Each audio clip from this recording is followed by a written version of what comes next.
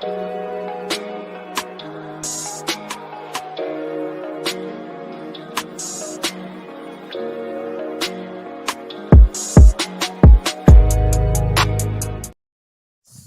people, we are back once again. The Big Free Show.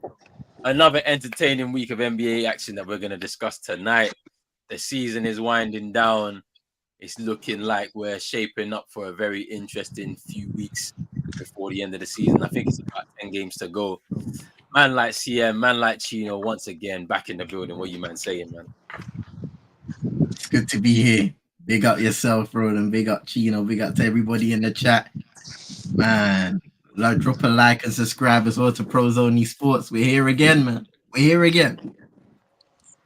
Chino's outside washing the car, bro. That's where you can hear all the Man just here, bro. Innit? Like, man just here, man. Shit crazy, bro. My team suck, bro. Damn, but hey, like CM said, man, drop a like, man. Share the video. Entertain us in the comments, you know what I'm saying? Share your thoughts, your views. Even though not Drizzy, NN, we don't give a fuck about your thoughts and your views. Big up Drizzy. Big up Super Nick. Big up David. Big up Vibes, Santi. The man them that be coming through in the comments. Big up yourself. And then the Sixers suck. All right, let's start. And the thing is, bro, they've been healthy, bro. Like, apart from Joel and Embiid, they've been healthy. Like, let's be honest, bro. Miami have not been healthy. Like, Tyler Herro played 36 games, bro. Yeah, Tyler Herro's been injured a lot. 36 games, bro. Now Duncan been out, bro, the past 2 weeks, bro. Yeah. Jimmy been playing games here and there. Jimmy been missing game. It's just like every time I look on our team, it's Bam and a bunch of bums, bro. Like, it's disgusting, man. And then like last night in the group chat, right? Hey, look, that Fugazi run that you man did, last year meant your ownership looked at that and said, "Nah, we ain't changing nothing, bro. We don't need it." It ain't even that run, bro. If I'm gonna be honest with you, bro, I think it's the run after we got swept, bro. Oh, you mean the one in the bubble where we missed? Nah, we got swept after the bubble. Oh yeah, when we came back. That COVID, after the COVID year, where it was like the little truncated season thing. Yeah, I remember. You got we got swept that year. Yeah. It was after that. Right? Yeah, it's the year Jimmy missed his shot, bro. That fluke run, bro. Cause like I don't know what made them think we didn't need Dame or Beal, bro. But anyways, we ain't talking about Miami, bro. I'm here to talk real hoop, bro. Like. All right, let's get into some highlights of the week. Make sure you're hitting the like button, subscribe button as well, people. Make sure you're sharing the video out and all of that good stuff right there. Get in the comments, man. Let us know what you think about some of the topics we're going to discuss tonight. But let's get into some highlights of the week, man. Let's get into some highlights of the week. Let's start off with this one. Who can go on a heater like Nas Reed, a pick and roll and lob threat. As you see Edwards, I mean, look at the footwork from Anthony Edwards there, man. Like, he just keeps pulling things out of his bag, that every week we're seeing a highlight reel, man. Like, he's on a different level right now playing basketball, man. What do you, man, think about, man? Wait, I missed that. Let me see that again. Let me do it again. Who can go on a heater like Nas Reed, a pick and roll and lob threat. Look at the as you see Edwards, I mean, travel. It was a small little shuffle, man. No. Watch it again. Look at the pivot foot, bro. Who can go on a heater like Nas Reed, a pick and roll and lob threat. As you see Edwards, I mean, 3 times. But that's my guy. But hey, it's a good move. The ref ain't calling. Nice.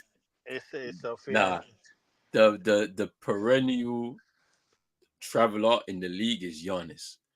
Giannis will take 7 steps, bruv. Yeah. Before he finishes. Oh, you talking about the running back for the Bucks? Yes, bro. Yeah, of course. All you do is grab the ball. The game against the Lakers, I have a clip. I didn't add it here, bro. But he definitely did travel in that one. That one he traveled, bro. I seen 5 or 6 steps at least. All right, let's get You see, in those situations, though, yeah, it's the referees. Cool. You have to call those situations. My only kind of guess on why they ain't called for certain players is often, I know people will say star settings, but is it difficult to kind of gauge a guy when he moves the way Giannis does on the court? Hey, CM, that it is on the ref because you have a guy in OKC. He's on that bullshit too. He be flopping, bro. I saw the compilation they put together of Shea. Yeah, bro. Some of them fouls he be shooting them free throws. He be driving, and the minute you didn't even touch him, bro, he start making up his face and making noise, bro. And ref give him the call. He ain't gonna get this. He ain't gonna get in the playoffs though. They're gonna let that go. So. Oh yeah. So like they can do that right now. When we hit the playoffs, all of that stuff is done. It's done. Like on Giannis, bro. Hey, I saw that. Yes, Giannis, Embiid, rolling. Jimmy Butler to a certain extent. No, Jimmy happened to James Harden years ago. No, Jimmy get his call because you're smacking the shit out of him on those punk fakes. So come on, bro. Like he's getting fouled, bro. He getting fouled, but we not sending him to the line. We know his game, man. He plays off 2 feet, bro. Trying to do the little pump and dunk, bro. Jimmy's not beating the Celtics this year. It's Bam gonna beat the Celtics this year. No. Who's gonna guard him? We don't care, man. He can score 30. All right, he can score 30 if he wants. Okay. It's the rest of your team. I just had one question. It's the rest of your team. It's the rest of your team. There's no Gabe. There's no Gabe or Max Strus. There's none of them, man, anymore. Why is this guy so unorganized, bro? We are on Giannis, bro. We're talking about Giannis. Listen. Hey, that motherfucker, bro. Did y'all see him on this free throw, bro? Listen. He would get them in the playoffs. I have the clip. Don't worry. No, because they're gonna hack the shit out of him in the playoff, especially us, because we know he can't make free throws. I got the clip. But let's move on to the next clip. Next highlight. There's 2 on Green. Now drives on Dort, turns him back, pulls back, shoots. Tough shot! Tough shot! Jalen Green. Jalen Green got to be ready to make a play if he gets trapped here. Splits it. Drives. How about the touch by Jalen Green? That was tough by Jalen Green. Clutch time against OKC overtime, bro. What you man say? He's been on a different level, and I think it's because the baby's coming, bro. It has to be, bro. The child support is coming, bro. In that game in specific, he was making big play after big play after big play down the stretch. I think we were originally down in the game. We got back into it. We had a lead a few times, but Houston always found the answer. And then in overtime, he came alive even more than he was during the game itself and just closed it, brought it home. There was a few other contributors as well, but he's been on a tear since Şengün has been out. He's taken the reins offensively. He's taken the assignment and he showcased his ability, which is kind of the question, right? Because the problem with Jalen Green in his tenure with Houston since being drafted is his efficiency and just his overall development as a player, especially with his athletic attributes. How can you make yourself a more than valuable player on the floor? You were drafted highly. The expectation is that you become one of the key performers. And I think down this stretch in the final stage of the season, he showcased that there is more than something to work with, especially once Şengün returns. It gotta be him. Chino, you're talking to yourself right now. What's going on, bro? Oh, bro, what? I was muted. No, you weren't. I was listening to CM, bro. I think. Nah, you weren't, bro. You was unmuted, bro. I was on mute. I thought I muted because I was vacuuming the carpet, so I was on mute. Yo, CM right though, and another thing that CM didn't really touch on was, for him, it was playing within a system because I felt like what was the coach name? Steven Silas. It was too much like especially him because he was the man in that team. Like Harden left, he was the first one. Everybody was. He was the first one they brought in, right? When Harden left. Yeah. Out of the young rebuild, yeah, like you know what I'm saying, like Tayshaun Tate and those guys weren't really. And then the other guy that hit his girl, I don't even know where he went. Yeah, OKC got him and gave up picks or whatever they did, or got picks. OKC's they are a nasty fucking franchise, you know. Anyways, um, so I didn't think he could play within a system, but he's shown now under Ime, because you know Ime. I mean, Roland, you know, it's like it's the system. Like anybody that come up under I was most calling Pep. What's the old nigga name in San I like Antonio? Mazuna. Pop, Oh wait, bro. San Antonio Pop. Pop, bro. Yeah. Ime come from under Pop. Yeah, Yeah, all of these guys, Pop, Ime, Kerr, and a few other, they come from yeah. the one that Yeah. used to coach the Jazz. Yeah, there's a few of them. Yeah. Quinn But Schneider. Queen Snyder. yeah, the if he could play in the system, I felt like the talent's there. Like CM said, like the athletic, like he is mad athletic, bro, and he can shoot the three ball. I just felt like the volume needed to come down on the threes, and the efficiency needed to go up on them, and he's been doing that. And another thing too, like me and Roland joke about the baby powers and blah blah blah, but that's just like that's a myth, blah. His myth, yeah. The thing is, I feel like the team is better without Shangun. Like, don't Shangun is not a bad player. There's just teams and systems that are better without it, because they're like 14-1 since Shangun went down. Mm.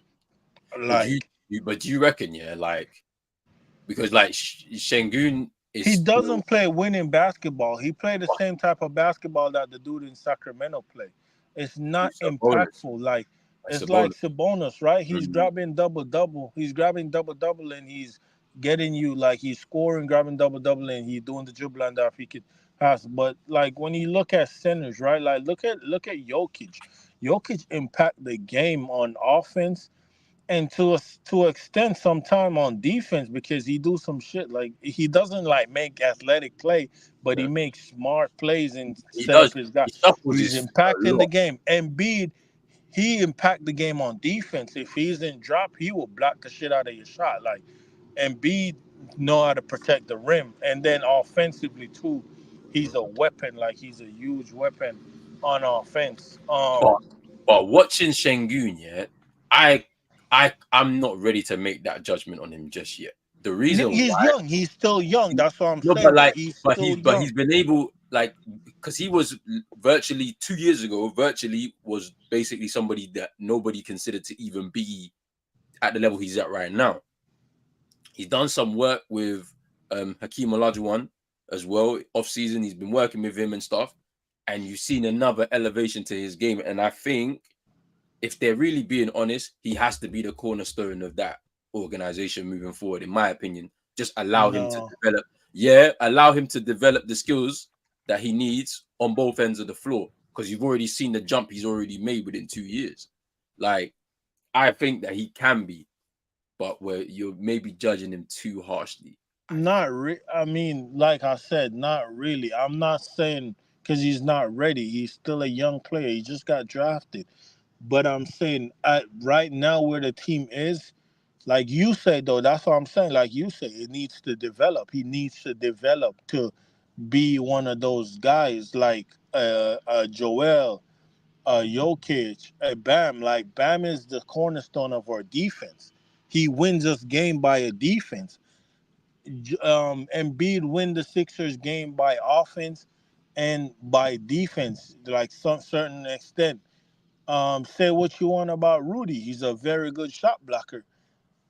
You know what I'm saying? He does, but I'm saying, like, Shangun, he's not at the point where the skill set that he have, the one skill set that the team need, that he have it where they can depend on him to win games. Like, feel like what he's putting up is okay. We could. I ain't gonna. That's a stress. I was gonna say we can plug in a JaVale McGee and he do. I'm not gonna do that because that's a stretch. But I'm saying, like, he's getting the double double and like the scoring, but it's not impactful, bro. Like, I know what I'm trying to say, But I don't think y'all like. It's like for me with Miami and Tyler Hero, like Tyler being a 25, 26 points a game player scorer. That's cool and all, okay, but it's not impactful. There could be a guy that's like Duncan giving you 15, 18 points a game. That's way more impactful to winning than the 26. You see what I'm saying? So more so it's impact on team by skill set rather than the player itself. So it's not more so in the player, it's more so how much that player fits to maximize the team's potential. But if we're doing that, yeah, in an Ime team where everybody's locked in on defense, yeah, surely the guy playing in that center position who you want to be protecting the rim, being able to run the floor to a certain extent, because Şengün can, if he can, he can score too. So it's like he's not just an interior player, he can shoot as well. So it's like it's one of those, isn't it? It's like if you're deciding on this is the system, who is the player that's going to embody that on the court?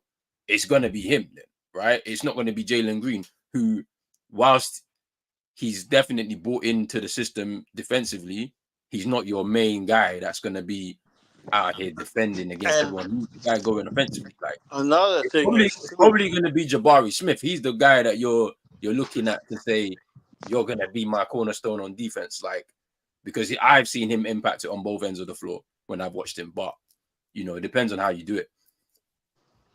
I feel like too the Houston Rockets, they should send the Brooklyn Nets a thank you gift card, bro, because they saved them from doing something dumb, bro. Like Bridges for Green and 4 first-round pick and 3 first-round pick. Oh man, that would have been a robbery of the century, bro.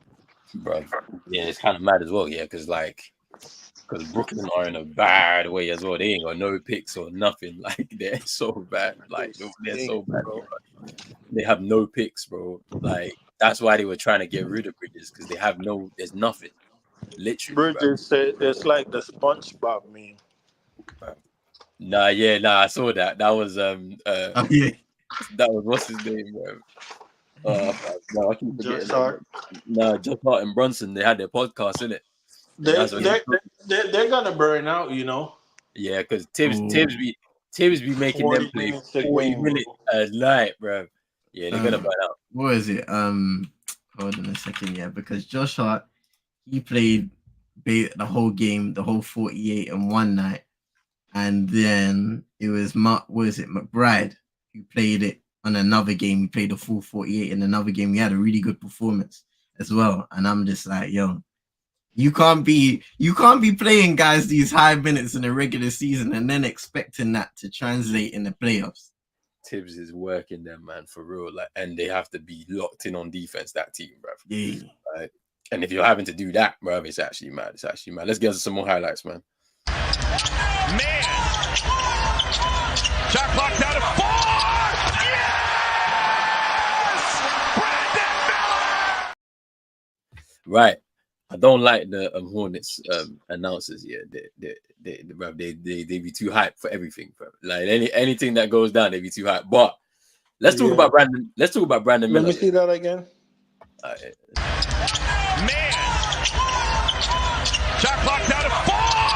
Yes, Brandon Miller. Yeah, they be tripping, bro. They be hyped for no reason, but. Brandon Miller. Plus him though. What's his name? Because it's him and Dell that does it. They'll be calm.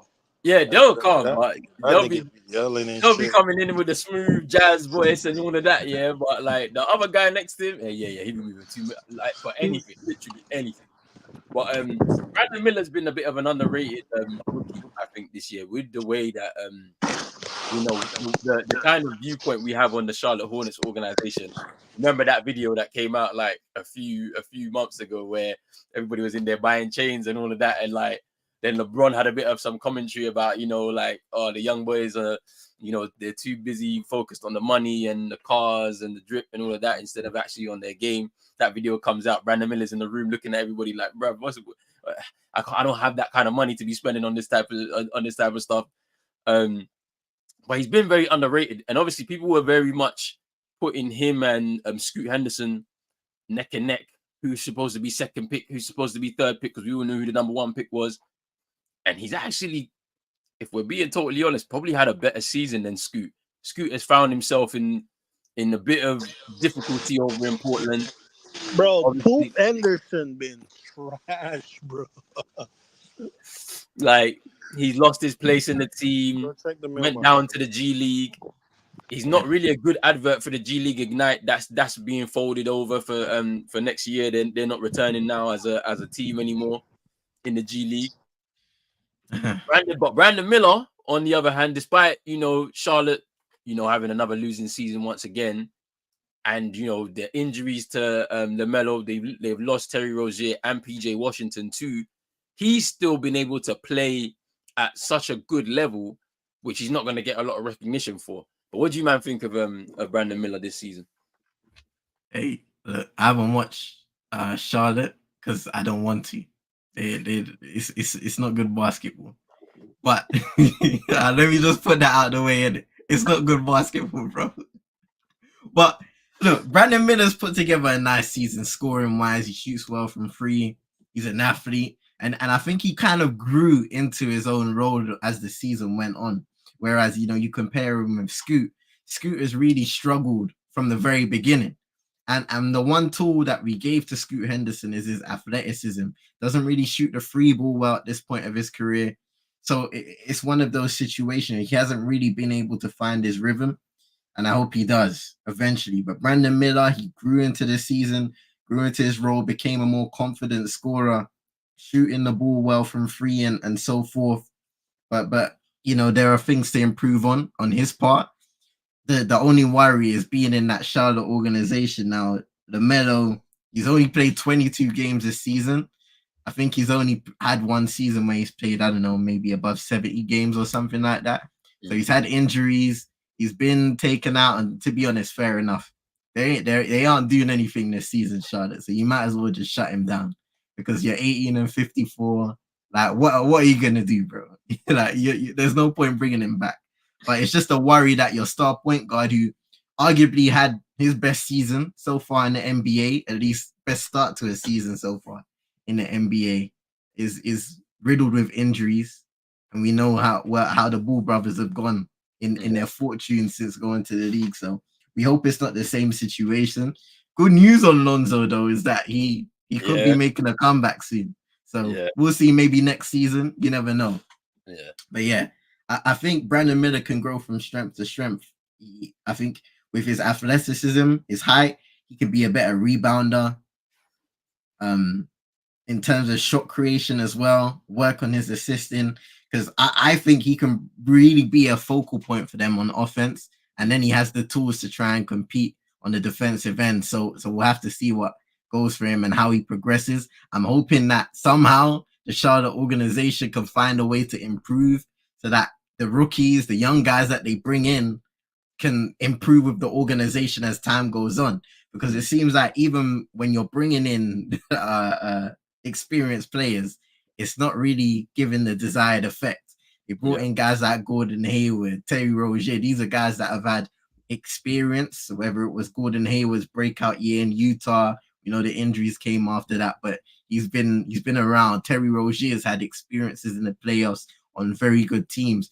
Whoever they bring in, it doesn't create the desired effect of change culturally for that organization to say, okay, like Houston, for example, a team that were nowhere near contending. I don't think anybody was really looking at them and saying, are they going to make a jump? And they've improved. Not to say they're one of the best teams, but they've competed in a tough Western Conference and could possibly head Golden State in the play-in race. So that's the step that they have to take, but they never, ever kind of open that door, walk in. It's as if they see the door from a distance and they walk in the opposite direction. So I'm still worried when it comes to young players in Charlotte. They just have a lack of direction, to be honest with you. And I think it does come down to two things, I think. The whole David Stern involvement in their organization 14 years ago or so, having Michael Jordan as your owner as well doesn't help because it just overshadows everything, in my opinion. If you're a young player, you're there, like you're on Michael Jordan's team, it can be very difficult to even perform at a certain level, compete at a certain level. And then the organization, that front office, hasn't made good choices at all. It's difficult to attract people down to Charlotte anyway. You know, you're gonna get a few journeymen that will come there because there's a check on the table, but you're not gonna have anybody really there seriously. So you're looking at someone like LaMelo Ball to help the franchise, but he just hasn't been able to keep consistent because of the injuries, like you said, bro. And Brandon Miller's now potentially gonna have to take that mantle because we don't know what's gonna happen with LaMelo Ball long term as a Charlotte Hornet. You know, it's kind of I could see his career going similarly to how Karl Anthony Towns is right now, where Karl Anthony Towns, you know, he's actually a very talented big man, but has been part of a losing organization for quite some time. And then you got a Brandon Miller coming in basically as like the Anthony Edwards that's supposed to give them that rise. And as long as they maybe surround them with a bit of experience, because like this is what the Timberwolves had, the Pat Bears and Mike Conleys and all of these other types of players, to give them some experience so that they know how to handle the league, and then potentially they can make a jump in a few years, especially adding some more young pieces. But I could see that happening if he was to stay there, basically. So it's going to be interesting to see what happens in regards to that. But let's move on to some of these more because we got some topics to discuss. Let's get into some of these ones. 35th of the season. With Thomas fading and hitting. Cam Thomas with 36. Sent Jordan Poole to the shops there. Cam Thomas. Nice rebound. It's a 2-on-1. On the break, Isaiah Joe sizing up Green. Throws it down.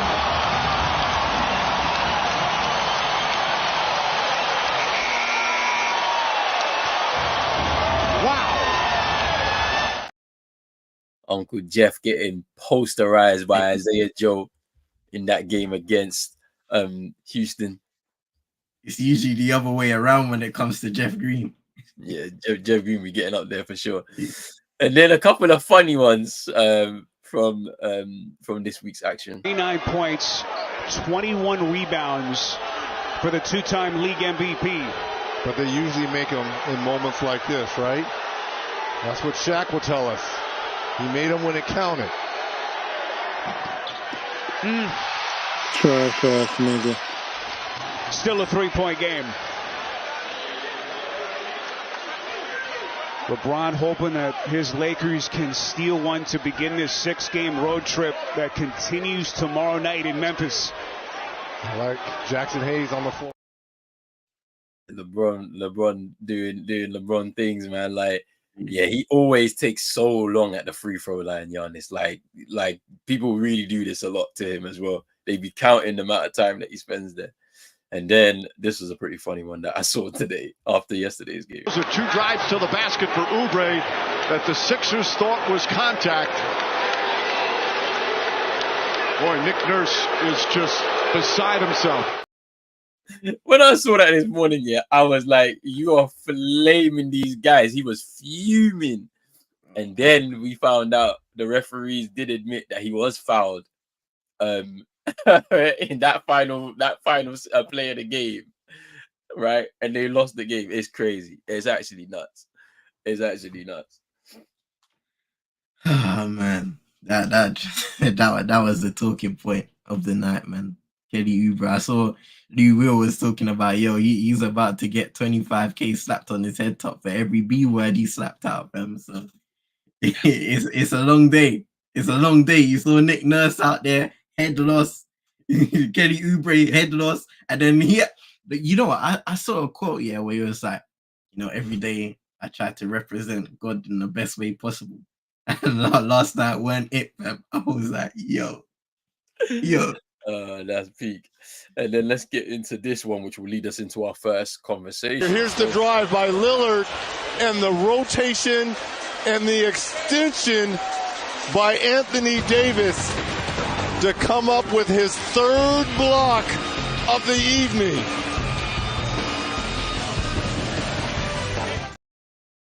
the first of the two wins the Lakers have seen in their last couple of games.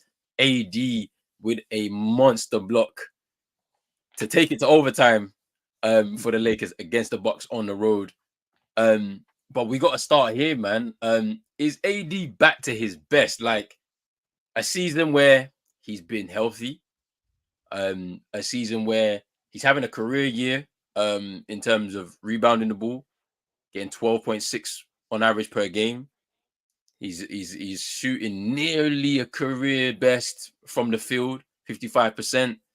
Like he's played 68 games this season, which is the most that he's played since 2017, 18 season. Played 75 I would have been games. with New Orleans, right? Yeah, with the Pelicans. So, yeah. so he's played 68 games already this season. So it's like, you know, it's clearly his best in 7 years now. 7 years. So it's like, is he back to his best? Because we know that if AD is the AD we know on both ends of the floor, he's pretty much one of the unstoppable players in the league.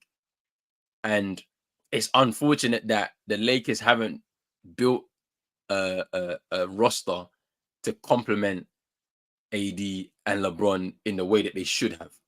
But let's speak about AD in particular. What do you guys think about his season so far? And do you reckon he's back to his best, the kind of best that we saw when he was, you know, really in the groove at the Pelicans? In the latter years of the Pelicans, he was just a different beast in terms of being dominant, and they really they did a decent job of building a team around him to, you know, showcase his skill sets in a big way. I think, you know, you touch on the construction of the team over in LA. A lot of people, including myself, thought they were going to have a good season. That hasn't been the case. They've had injuries, inconsistencies in playing styles, questionable coaching here and there. But when it comes to Anthony Davis, he's been available for them. I saw something saying he's played 96 out of the last, 100 and odd games, you know, which is a crazy stat. He's been available for the Lakers. He played 52 minutes in that game against the Bucks where they ended up getting the victory. I know D'Lo played over 50. Austin Reeves played almost 50 minutes. So it was a big effort with LeBron being out for the game. And, you know, he definitely led the way in being able to secure that victory. But look, in terms of his defensive impact, you can't question AD. The things that we've always questioned him about is his offensive consistency, whether he can carry that up. And it is hard because, you know, Chino will speak about Bam Adebayo and the things that he's had to do on both ends of the floor to keep Miami afloat, especially this season. But, you know, AD, especially in those moments where people expect him to take over because they view him as the guy that should be the franchise. And sometimes he may fall short in terms of offensive consistencies. But he's had a good season. He's had some monster games in terms of double-doubles, rebounds, scoring output, defensive impact, block shots, steals, all of that stuff. He showcases versatility. Hey, versatility on both ends of the floor. So, CM. AD turned Legoat into mediocre, bro. Legoat was going to finals 4 straight in Miami, went to Cleveland, 4 straight finals in Cleveland, went to the Lakers with AD. Mediocre, bro, fighting for playing spots, bro. AD is a joke, bro. Nah, hey, bro, but you can't give AD the entire blame because I just feel like it's Darvin Ham, bro. I put it on him. He is very like he just doesn't know how to handle the team. Like LeBron, yeah, has had to veto him at times and say, "Nah, we're not running this play. We're running this play." You listen to the podcast. I mean, it's like I'm just saying. But like, I hear what you're saying though. Like, you know, like we've expected a lot more out of him when he made his move from the Pelicans to the Lakers, and it translated into a championship. We saw a great partnership between LeBron and AD at that point, and then at that point it should have been okay. LeBron is getting older. You take over the mantle. and something changed. Probably the dietitians in Los Angeles changed something within his diet, and it cooked him. Hey, Drizzy, is Caitlin Clark, is that transgender dude that played for Iowa? Huh? Caitlin Clark, that's that transgender like girl, right? Like, because Yo, that's a Chad. That was Chad Clark. no, you did not say this, bro. No. What? See him, you good? I'm good, bro. I'm good. You see, Drizzy say, yeah, that's Chad. Yeah, I see them been hyping her up still, but Hey, Chino's views though. Yeah. I know the same on Pros Only Sports. Chino's views. They got nothing to do with Pros Only Sports. What happened with her? All your complaints. What happened? What's wrong with transgender people? Ain't nothing wrong with them. No. I don't. You're trying to put a jacket on somebody that don't fit them, bro. What are you doing? That fit perfect, bro. Like, she's a medium. That's a medium, bro. That fits perfect, bro. Hey, I'm not about to put that jacket on anybody that ain't claiming it. That's what I'm saying. I'm just saying, I could see her Adam's apple.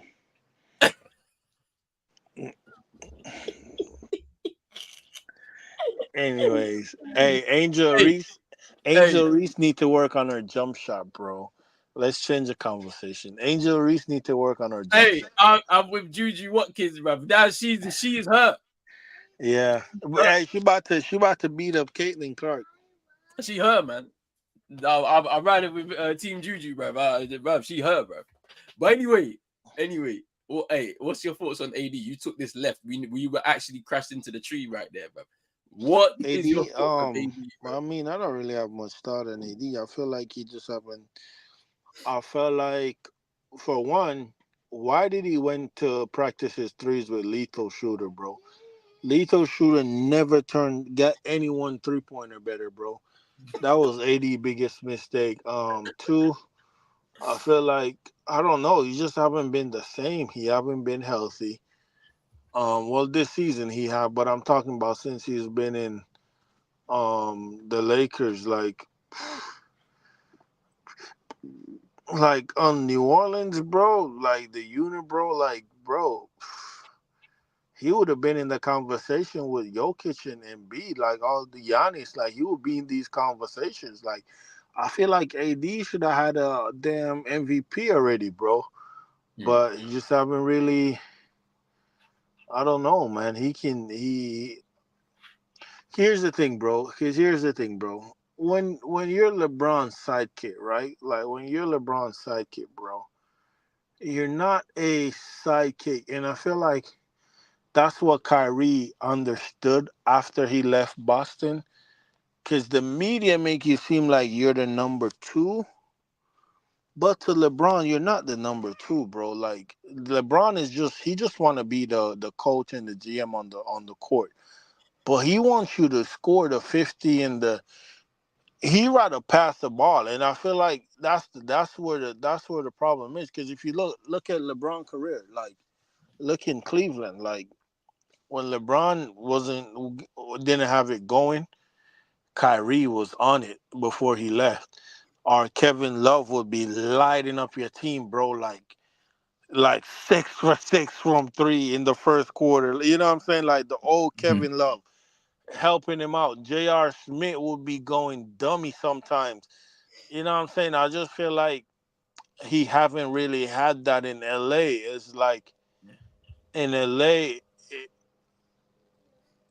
everything is on him. It's the on supporting LeBron. cast. The supporting cast isn't there to live up to those moments where you And might take need some off somebody his else. shoulder. Exactly. But I got a question for you, man, though, yeah? But don't you think that they do have talent, though? I know you don't like, I know Chino don't like Austin Reeves, yeah? But he is a player that he doesn't work well off ball. He needs the ball in his hands to be able to make something happen. So when LeBron is on the court with him, he has to play off ball because it's in LeBron's hands at that point. He's the one that's setting the plays. He's the point guard, basically. He's the point forward. So it's like you saw in that game when against the Bucks where LeBron sat for the game, You saw what Austin Reeves was able to do. You saw what Rui was able to do. Like, Yeah, but that's the thing, though, bro. When you like, I hear you, right? But when you saying Austin Reeves need the ball, he needs the ball for ISO stuff, bro. Like to go get a bucket himself. Like he kind of nice with it. LeBron can play off the ball, but you have to run plays. You have to be a system. So you know, if LeBron's off the ball, they call a play. You know, you're looking for Brown to cut, and you pass the ball. Like you can't just be having the ball ISO the scoreboard. Like that's what I'm telling you. Like LeBron plays in system, bro. He plays smart basketball, bro. That's why he have this podcast with what's his name? He likes to play smart basketball. LeBron knows the game. He loves the game. He's not gonna give you the ball for you to just ISO and get a bucket. You gotta learn, okay, if you're gonna have the ball, it's not you having the ball to get your 50. It's you having the ball to get the team the best look that the team can get. And Austin Reeves doesn't have that. So at the end of the day, like look at Dallas, right? Like look at Dallas. Like we all say, like I feel like Kyrie has been the one that's been suffering most because he can play off ball, so he's been doing it a lot, like playing off the ball a lot, and he's still getting his. He's still getting his buckets. He's still getting his assists. He's still doing his thing. Jason Kidd been better calling plays for both of them, like running the plays through both of them. You know what I'm saying? But at the end of the day, you got to know, like, okay, Luka got the ball, but Luka is not looking to get his. Like, Luka is looking to make the right play. You know what I'm saying? But for me, I would love if Luka could play off ball. Austin Reeves is not a Luka. Like, he's looking to get his. You see what I'm trying to say with the two? I know what you mean. Like Luka is a smart basketball player. Like he's looking to break you down with the ball in his hand, break your whole defense down, and get his team the best bucket. That's the same as LeBron. Austin Reed is looking to break you down and go and jack up a 3-yard drive and get a late light. I'll say this: can you blame him? Undrafted, right? To be able to even be here right now, because mind you, yeah, like he was gonna go.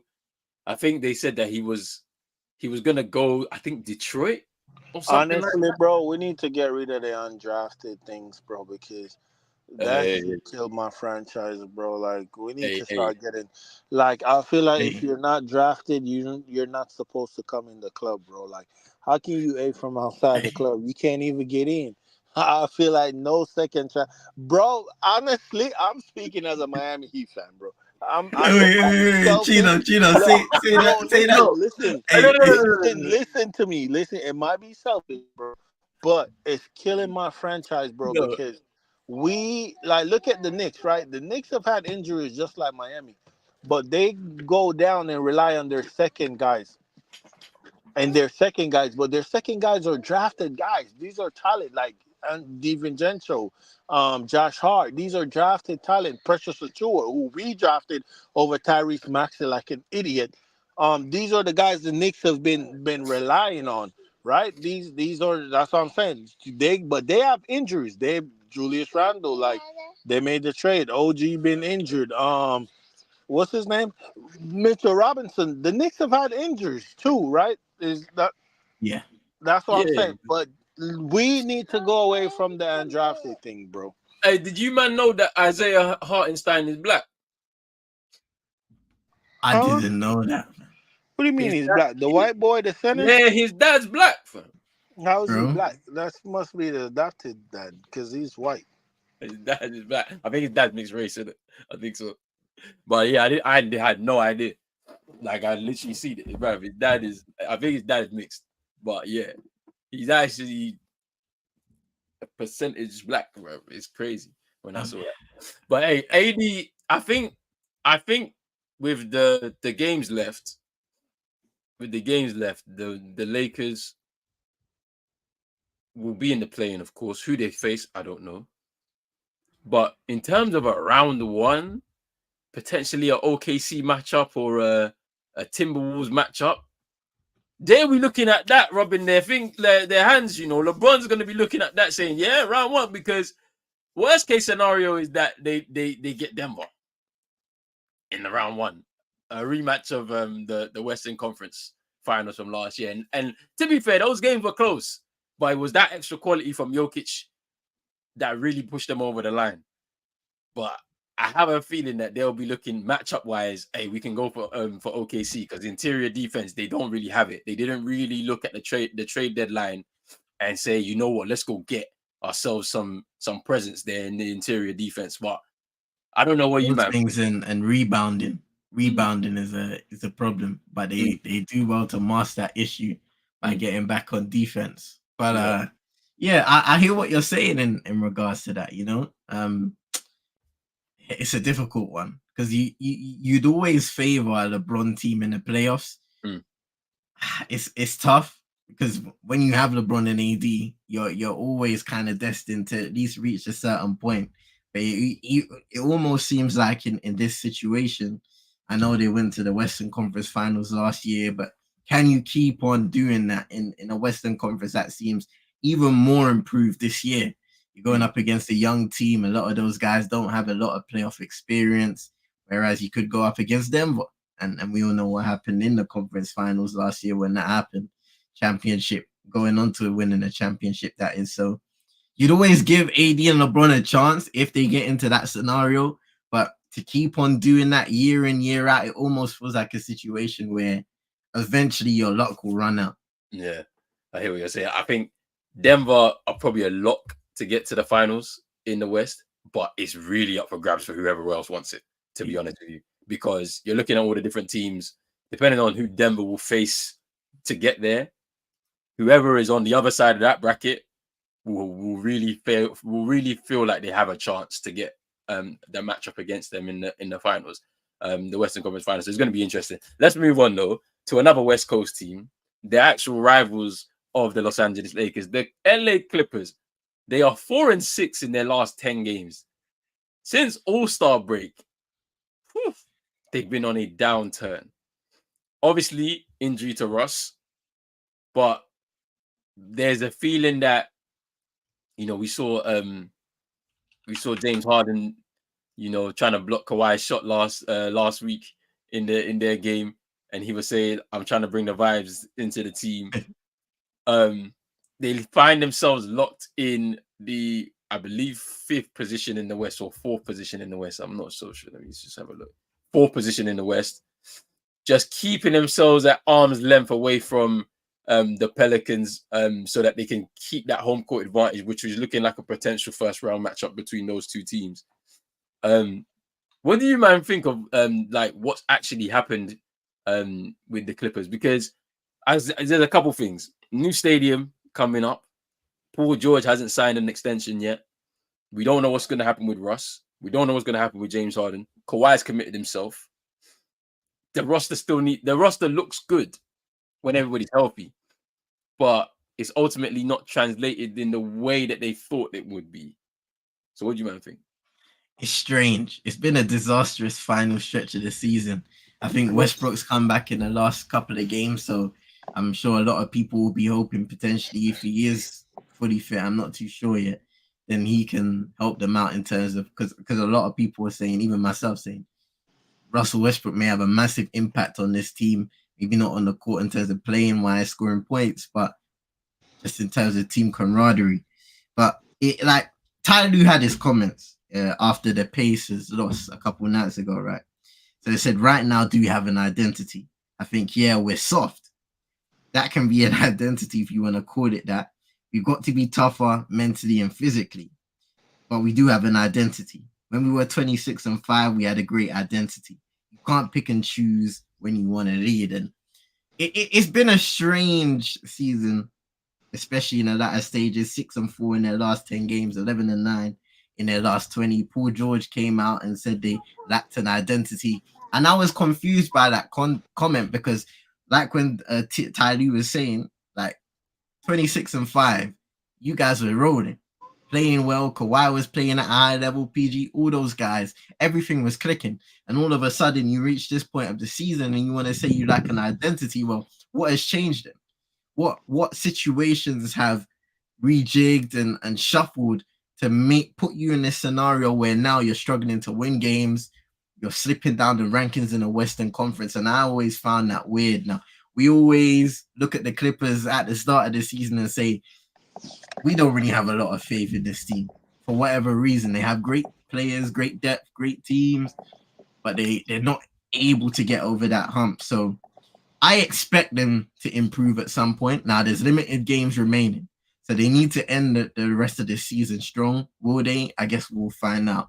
But it's just been strange because me personally, I don't understand how a team can go from 26-5, clear identity on the court, beating teams convincingly, to a situation now where you're struggling to win games, struggling to stay over 500 over your last 20, and you don't have an identity all of a sudden. Now, an 81 game season is a long time. In those times, there will be ebbs and flows, ups and downs, where you may go through a losing stretch and you'll have to find yourself again.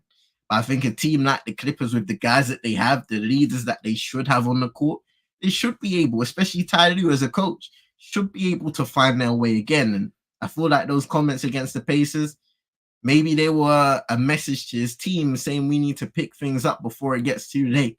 They're heading into the most important period of the season now. You can't do that while losing. Last night's win against Philadelphia, controversial, yeah. Maybe it's the thing that will kickstart them towards the final stretch of the season, but it hasn't been good for the Clipper fans, for this Clipper team. It's and like you said, you're moving into a new arena next year. It's looking great. You have Kawhi committed. You're not quite sure what the long-term future might hold, but what we do know now is they need success to bring into that arena, to sell tickets, to get the fans brought in again, because they're trying now to create their own legacy in their own arena. So it's imperative that they are successful, and they have the players to do so. They have the coach to do so. So now it's time to stop using excuses and lead. The leaders need to lead, and they need to put on their capes and take the team as far as they can take them. For sure. For sure. Hey, Chino, what do you think about the Clippers, man? I clean them out. Like after I cut my hair, I be cleaning them. I know you want to know what that is because you don't use. But yeah, whenever I'm done, I just alcohol them down, spray them down, because you got to keep the blade sharp because that's how you get your lineup and stuff. But other than that, like, and I keep the. I bought a case. I bought a case for them to carry them. Oh, it's a sick case, bro. I have all my clippers in there. Mad thing, bro. All wireless too. All wireless. Hey, yeah. Chino, show us the lineup, man. In it. What's the lineup, man? Nah. Show us the Right fresh now, lineup, man. I got to line up right now. Bro, I need to go to Turkey, bro, because the sides are getting thin. I need to take a trip to Istanbul. Hey, but no, bro, can we maybe say Russ was the glue guy? Like, it's looking like, yeah, he might have got out, bro, like, literally when Arden came, we spoke about it. Russ was like, you know what? I'll go to the bench. Like, he showed maturity. Like, he went to Ty Lue and said, I'll go to the bench. Maturity. He's been cheering them on from the bench.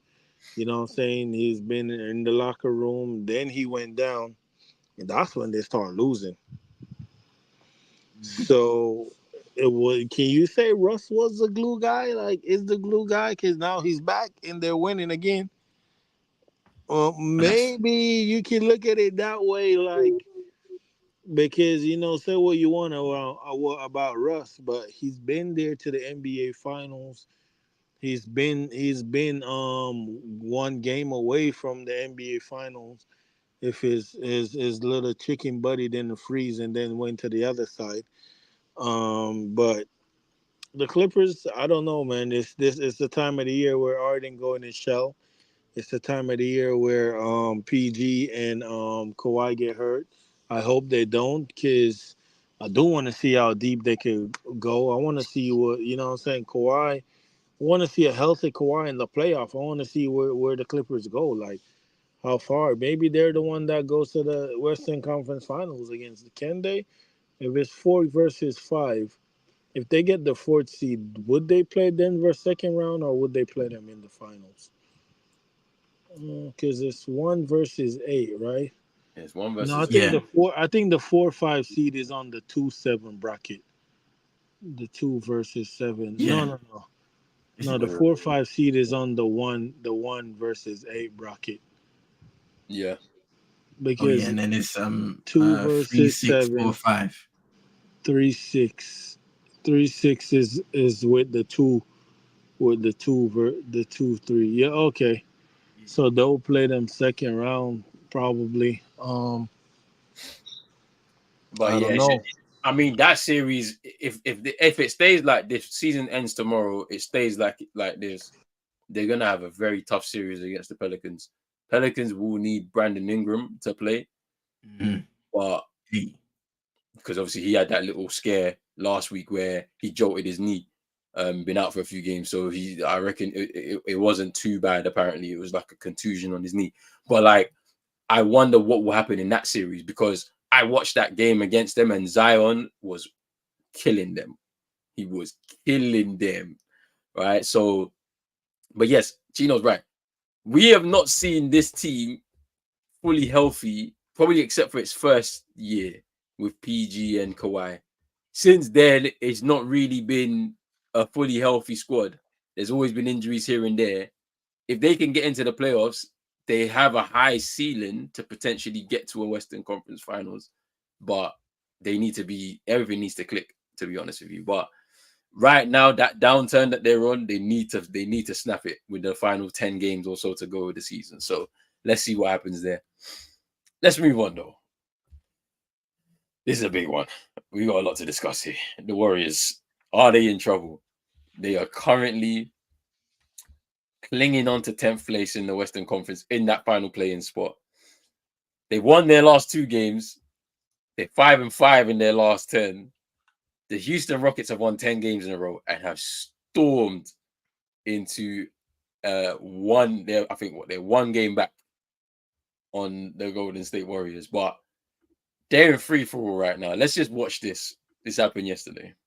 The technical free throw. Draymond's got to be careful here. Yeah. He already down Kuminga. Well, Steph got 1 T early. Steve just took a timeout. Yeah. And you want to get away from Ray Acosta so this doesn't grow. You got multiple guys from the Warriors bench just coming over just to make sure Draymond doesn't go over the line here. You got to watch out. He's letting them hear it. The officials are kind of letting him speak and say his piece. He got another tag. He's gone. He just got ejected. With 8:24 remaining in the first, that's a huge blow in this type of game against this team. Within the first 5 minutes of that game against the Orlando Magic, Draymond Green ejected after 2 technical fouls. That's actually crazy. But what do you man think, man? Like, let's discuss this in real detail because if the Warriors don't make the play-in, for example, what happens to that roster? What actually happens? I'm not sure where they go. Regarding Draymond getting ejected first and foremost, why? You played less than half a quarter, and why are you that riled up, bro? Steph Curry said in the presser after, cool, they got the win, but we need Draymond to be on the court. He's crucial to their success. So when you keep on doing stuff like this, it's not beneficial for guys like Steph Curry, for Klay Thompson, for Steve Kerr, the guys you've been riding with for years now, years and years and years, winning championships. They're in a tough moment, and you go and do things like that. That's the level of selfishness that you don't need from a guy that is crucial to you winning. In regards to the Warriors, things haven't worked out. Their draft picks, when you look at James Wiseman, he didn't work out. Now he's over in Detroit, not really playing much of a role. I think they mismanaged Jordan Poole, especially after the Draymond incident. I have to mention it again. I think they mismanaged him because you can't go from a guy that was crucial to winning you a championship in 2021 to a guy that is surplus to requirements and absolutely trash after that. There is a true correlation between that incident and then where everything went downhill for Jordan Poole. And I just think the Warriors organization as a whole completely and utterly mismanaged that situation for a young player. Fair enough, they may have took the side of Draymond, the guy that's been there for a longer time. They gave him a slap on the wrist, but ultimately, did they do much for Jordan Poole in trying to remend that relationship and to rebuild his confidence? I don't think so. And that leads to a situation of where he is now. Jonathan Kuminga, I tweeted out the other day, I love to see the way he's developing as a player. He's starting to really see the floor more as a guy, taking advantage of mismatches and really becoming a massive threat on the open floor, taking advantage of that open space and really driving into it and really becoming aggressive as a guy that can drive in and use his physical capabilities inside the paint for finishing rather than just settling for taking a shot. He's become really one of those key guys. And then you got other contributors on the court like Podziemski, Moses Moody, who come off the bench and can impact it. I know Podziemski has started some games as well with Klay Thompson kind of coming off the bench. Klay, look, Draymond, he's locked in till 27. Klay Thompson's the guy you're looking at, contract running out at the end of the season. To be fair to him, he's played a little better since coming off the bench. So he's averaging 18.5 points, 41% from free, 45% overall since coming off the bench. The 49 games prior, he averaged 17 points on 36.8% from free, 41% from the field. It was a minus 1.1 in terms of plus minus impact. Now he's a positive 0.7. So he's played a little better coming off the bench. I feel like he's knocking down his shot, simplifying his game once again. But there's a big decision to be made in regards to Klay Thompson. What do you do? And how do you potentially improve that team in order to make sure you're making the most out of Steph Curry's prime years left at the top? Because that will be the question on a lot of people's minds this week.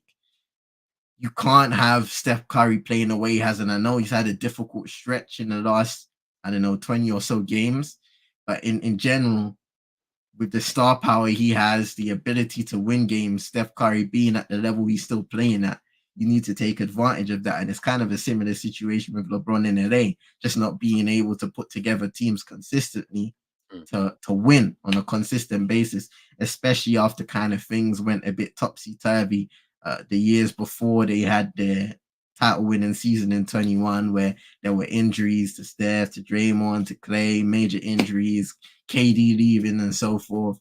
The organization's kind of been in an up and down, spiraling out of control situation since then, and they haven't really been able to find an ounce of control since. So it's a tough situation for them. Like I said, draft picks haven't really worked out in terms of the stars.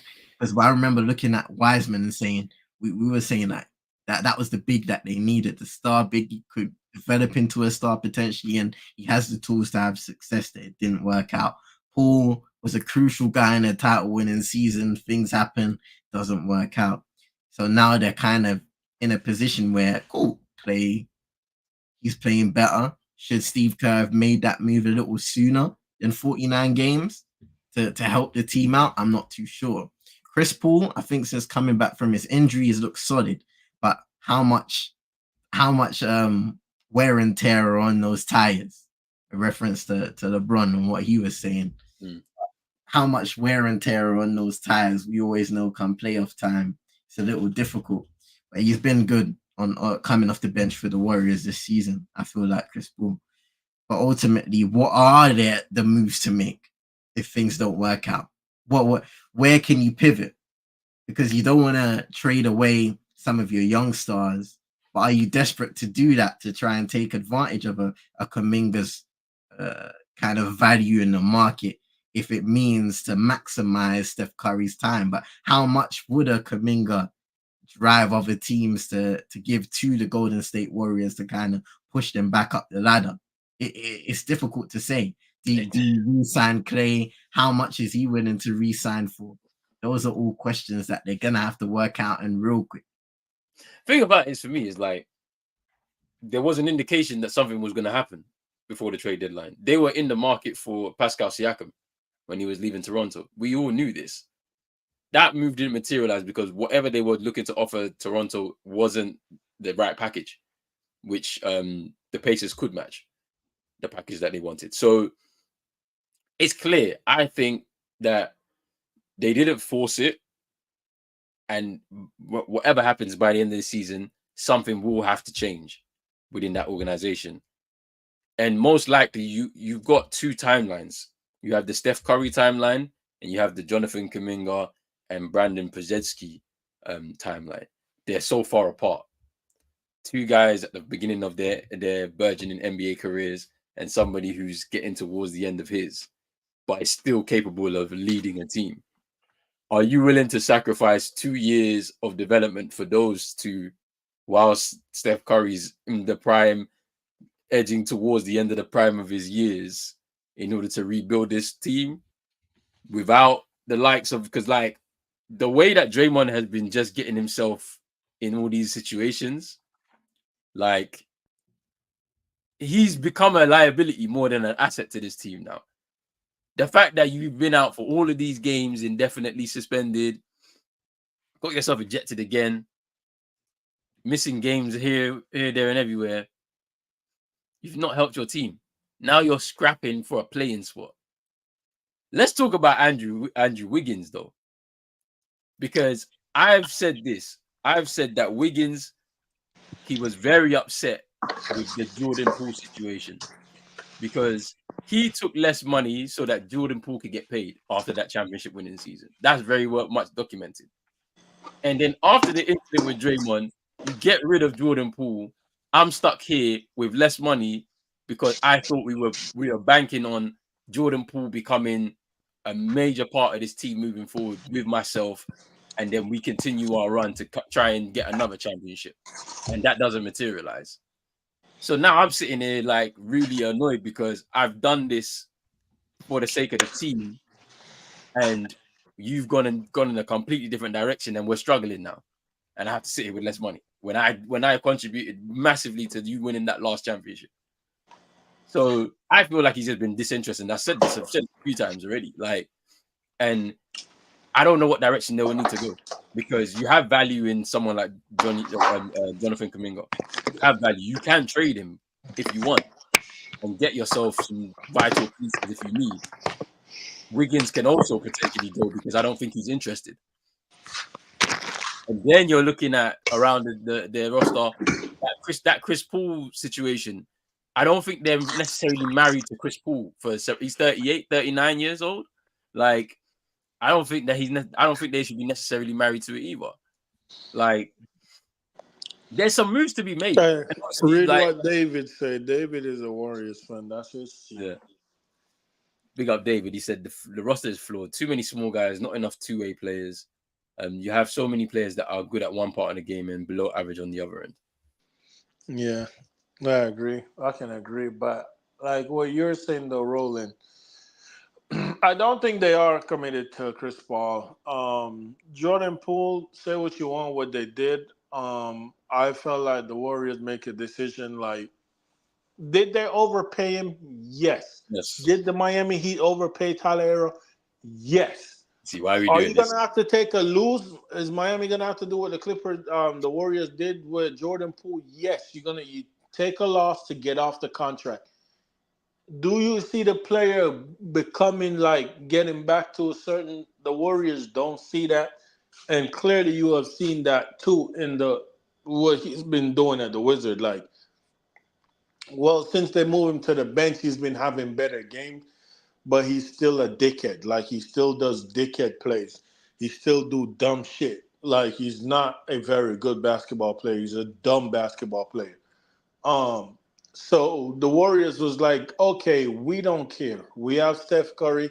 As long as we have Steph Curry, that give us a chance.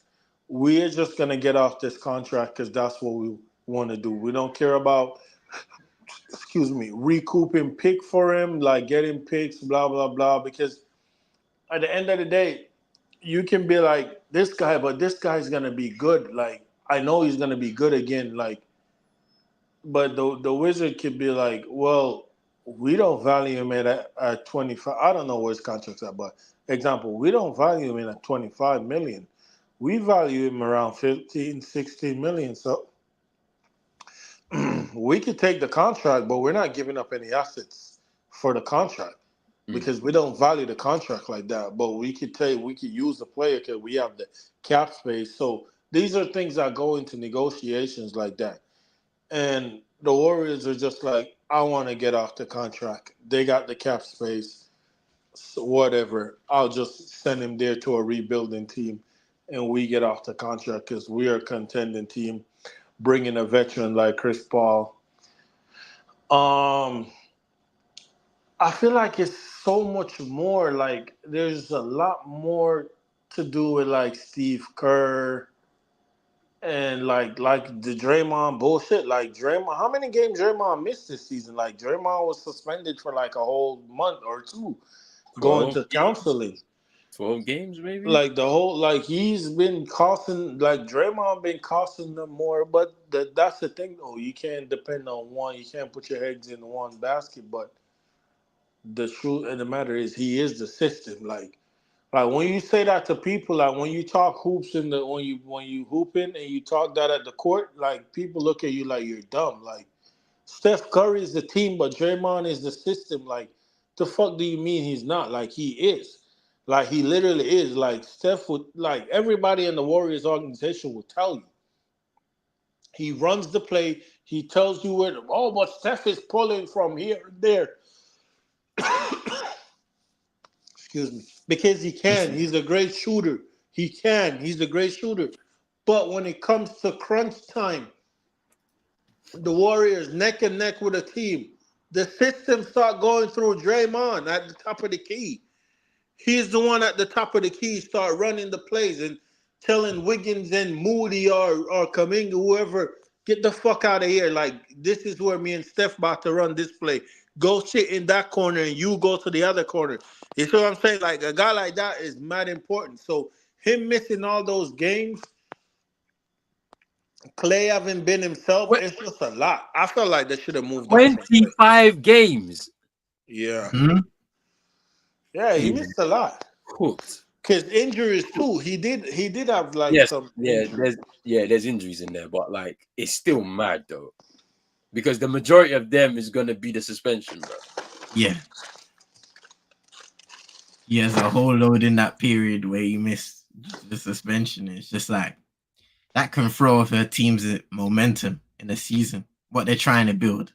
I mean, I watch them. I think they have a bright future if they decide to go that way, right? Podjenski is a player. Like, he's so assured. Like when you watch him on the court, he knows exactly what he wants to do. He doesn't hesitate. And he'll grow. He'll get better. You've got obviously Kuminga as well. We've been waiting for him to get an opportunity in that team. And now he's showcasing his talent. But beyond that, they've got the old guard, the guys that are going to get their statue at the end of when everything's all said and done. However, at this moment in time, 2 of them out of the 3 are definitely getting to the lowest points in their career now. It's pretty plain and simple. Like, but I do think that the Warriors will re-sign Clay. I do think so. I don't think they're just going to let him walk. I don't think that they're going to do a sign and then trade him. I just don't see that happening because they're most likely going to get rid of a Kuminga, a Wiggins, a couple moves here and there to be able to bring in some other pieces, and a Chris Paul as well. He'll leave, I think, too, in order to make sure that they can build that roster to maximize Steph. That's what I can see happening in this offseason. And the thing about it is I'm glad they didn't force it, even though I think that the Siakam move would have been good, because to David's point, you've got Siakam who's really good on both ends of the floor. So you bring him in there, it kind of resets the balance a little bit. And if you had him in there, that means that you losing Draymond wouldn't be as impactful on the team if you had a Pascal Siakam in there, right? But that move, they decided not to force it. They're gonna allow things to play out and then make their decisions after they've had some time to really think about it. But they could be in serious trouble if they don't find any consistency over these last 10 games, because the Houston Rockets have found their consistency right now. and they look like they're pushing for this play-in spot. And if it was to end right now, them playing the Lakers, I don't even feel confident that they could beat the Lakers in the 9-10 game. Just looking at them in their season, and just like what the Lakers did to them last year in that second round of the playoffs too. Like it's really not good if you're a Warriors fan right now. Mike Dunleavy has a big job. Took over from Bob Myers, and now he's got some big decisions to make. Big decisions. Did Steve Kerr sign a new deal? He did, didn't he? For some reason, I feel like he did. Let me look that up now. A 3-year deal, 4-year deal, or something like that.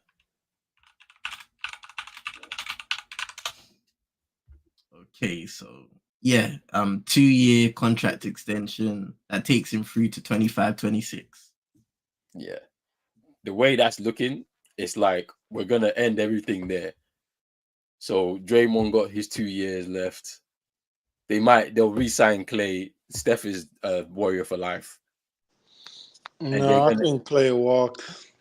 I don't think so, man. Unless he takes a pay cut. He'll take. By all means, he's taking a pay cut. He has to, because they're gonna convince him to do it, because they'll say, if you want to stay and be a part of what we're trying to do to win, then you're gonna have to take less money. We don't care what you want. Like, you're gonna have to take less money. Draymond had to take less money, like, because Draymond had to take less money. What did he get? I think he signed a 3 for 30, 3 years, 30 a year or something like that. He didn't get that much money. Yeah, so annual average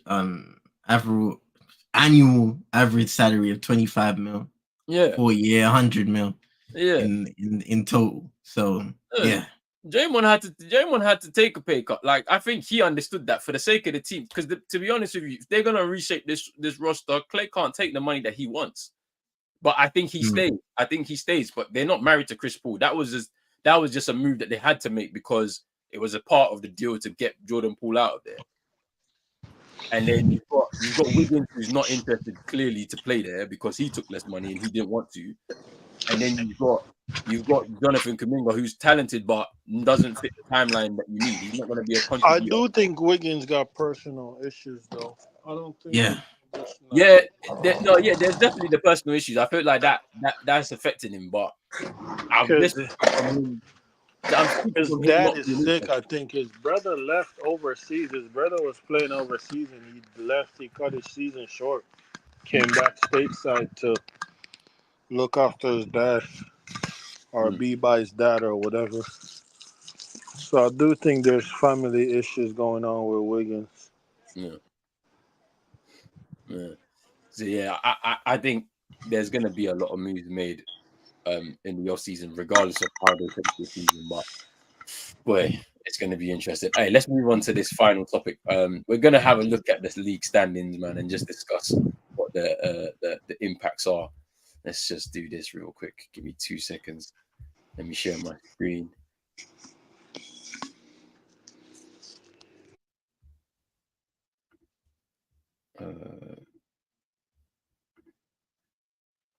Right, here we are. Let's have a look at the playoff picture right now. Let me just make this a little bit bigger for people.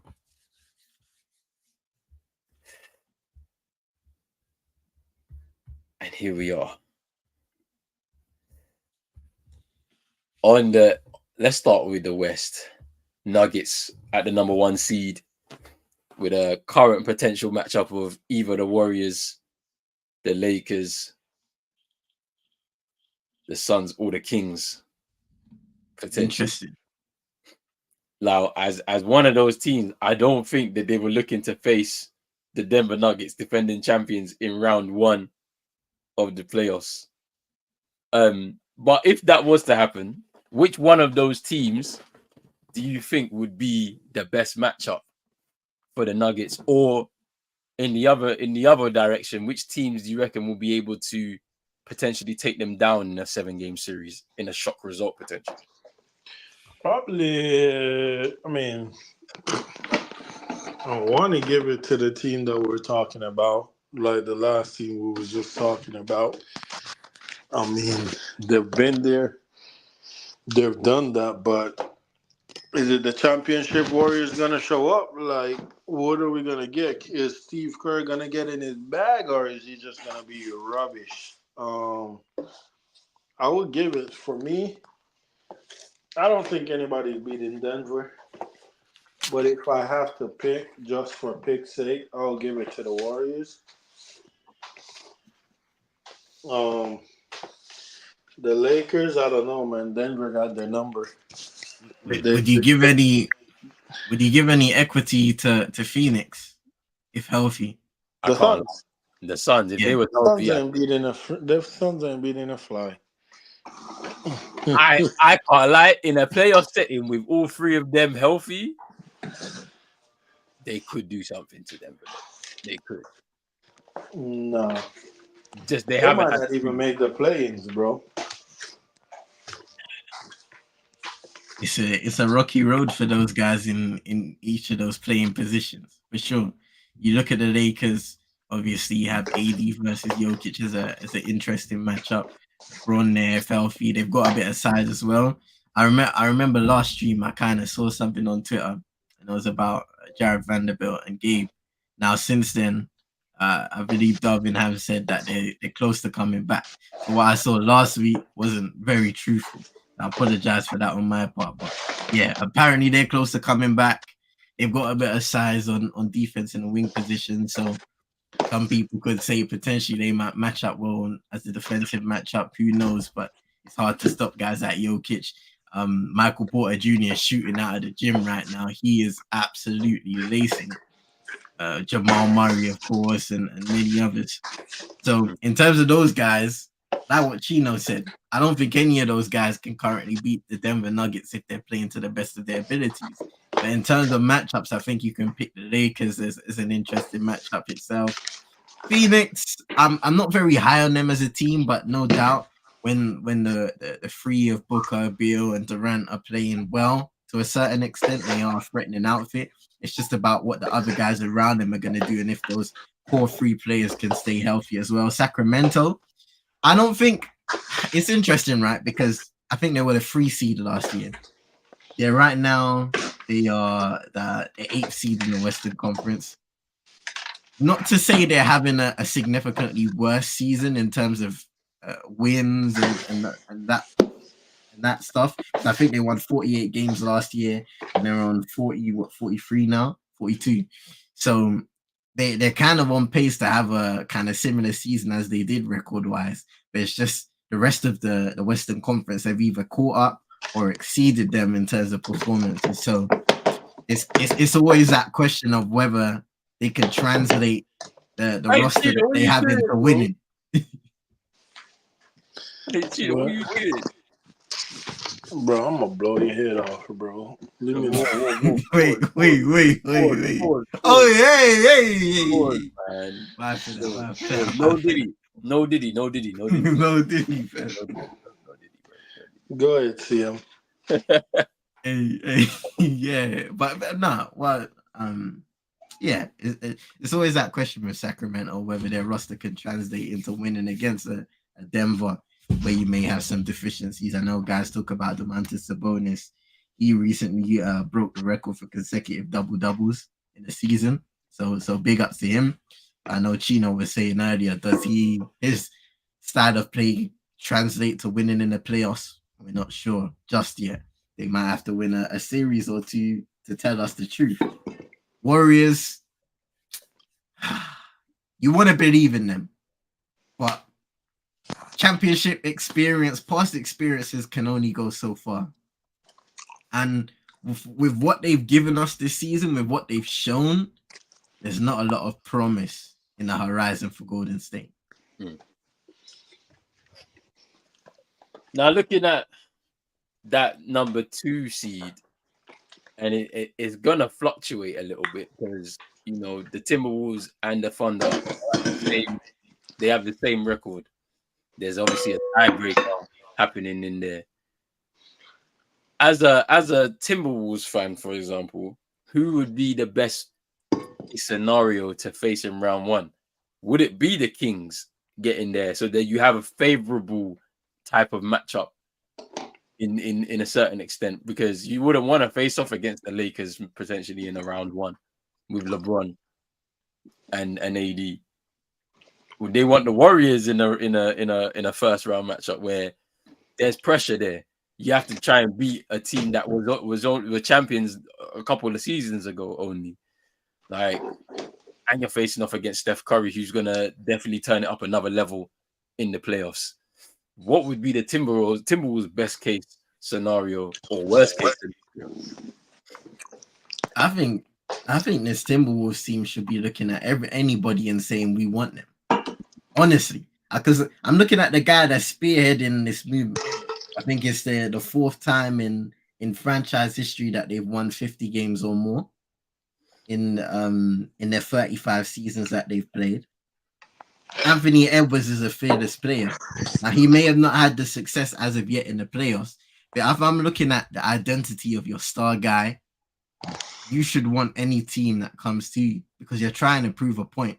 You're trying to show that the Timberwolves are here. They're here in this Western Conference. They're not just here for a year. They're not just here for a good time. They're here to win. So I'm looking at Minnesota and I'm thinking, even for them, it's a very important playoff period because you bring in Rudy Gobert. Last season doesn't go as well as you hoped. It's going to be interesting to see when Karl Anthony Towns potentially comes back, if he returns, if he's able to play to the best of his abilities to help the team, win even more and play better, even more than they currently have been. But if I'm looking at the team and the identity of their star, I don't think they should be caring or they do care who they get. Because I'm looking at a team that's trying to prove a point, trying to establish themselves as they have a star who's trying to establish himself in the NBA. A lot of talk about him potentially you being... don't believe in me, Big Pa?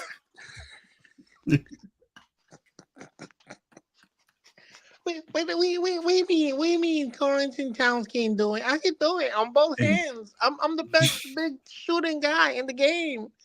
I'm the best big man shooter in the game. Hey, I'm not doubting you, Cap, fam. I'm just saying I don't know how you're gonna look when you come back from injury, fam. Purr, big purr. Nah.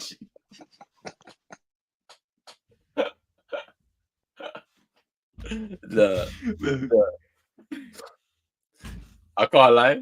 The Timberwolves, though, it'd be interesting to see who they get. Sorry. What? They currently be getting the... Would it It's be it's the winner of that 7-8. Yeah. So it could be the Mavs potentially. If the Mavs slip, back into the play-in spots with what they've got for their final 10 games of the season, they could face the Mavs first round if they was to win that play-in game against whomever and then go through that second seed route. Like, it could be interesting there. Now, bro, as it stands right now, you're facing the Mavericks. If the season ends today, what would you take out of that series? What do you think would happen, bro?